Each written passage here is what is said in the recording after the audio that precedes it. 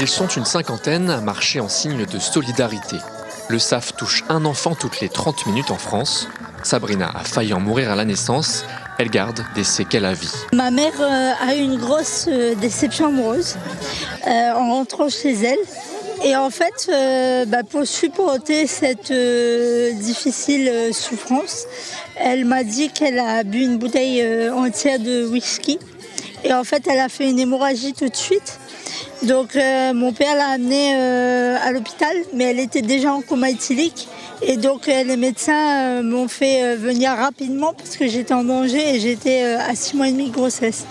Elles sont d'anciennes mamans qui ont bu pendant leur grossesse, des mois d'isolement et de souffrance. J'ai bu pendant ma grossesse parce que c'était dû à un deuil d'un membre de ma famille que j'ai pas pu accepter, donc j'ai plongé dedans.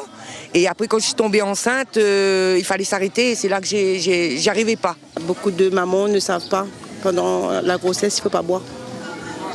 Et c'est dur. Certains, peut-être, ils peuvent surmonter, mais certains, quand il y a une grosse souffrance derrière, ils ne peuvent pas.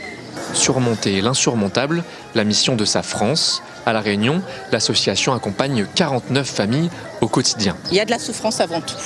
Voilà. Et nous essayons justement de les soutenir du mieux que nous pouvons pour éviter qu'elles s'alcoolisent. Et donc déjà, comme je vous disais, déjà de les inviter à venir nous rejoindre pour les ateliers, ça les désisole et donc elles se retrouvent entre elles. Une sensibilisation essentielle pour éviter des symptômes à vie, car le SAF peut être découvert tardivement, notamment à l'adolescence. L'alcool, c'est un cytotoxique, donc c'est un destructeur de cellules. Donc ça empêche, si vous voulez, le bon fonctionnement du cerveau. Les signes ne sont pas forcément très évidents à dépister. Les signes ne sont pas visuels et c'est souvent des signes qui sont sourds.